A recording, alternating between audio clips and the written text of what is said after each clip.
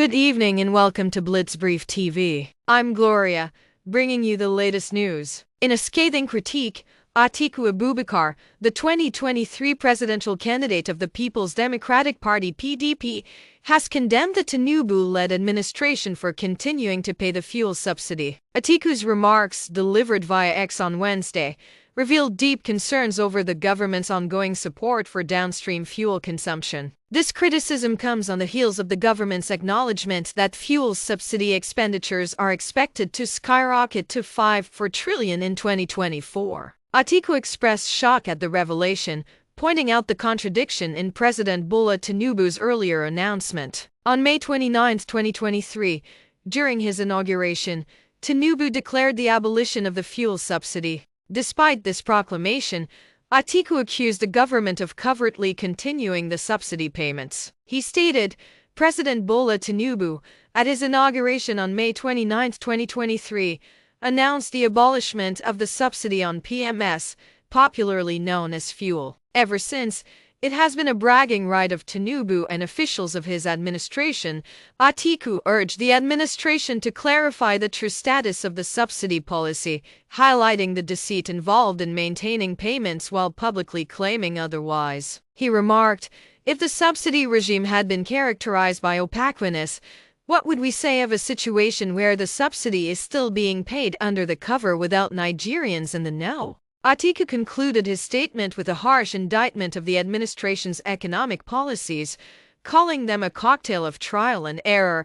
He asserted, paying subsidies and lying about it is nothing to brag about. Nigerians deserve better than this deception.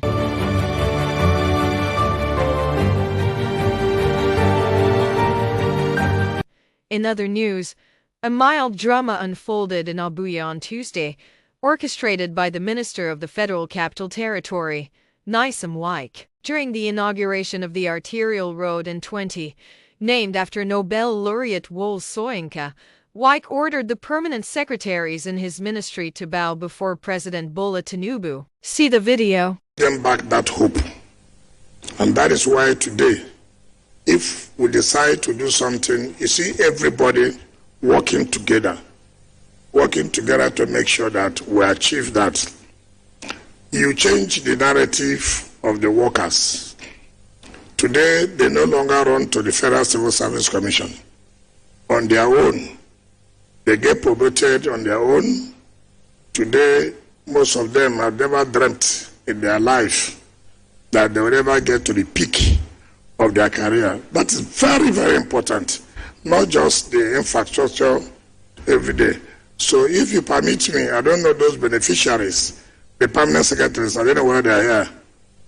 Come out, so that you come out. You are the beneficiary, come out. You are supposed to be the agent of Renew Hope, but come out. Both women, both men, everyone. First year and take a bow before Mr. President, the lucky ones. Your Excellency, these are the first set of permanent secretaries that you made. Head of service, are you not the permanent secretary? And that is their head of service. Your Excellency, these are the technical team now that we have. So I want to sincerely thank you. Now, most of them have been going to churches and mosques. They have been praying now that God should help them to be head of service. But it was not there before. For them to be head of service, it was not available. But now you have made it available. I know some of their pastors who have been praying for them. So I also told them that they should pray for me to recommend them to you.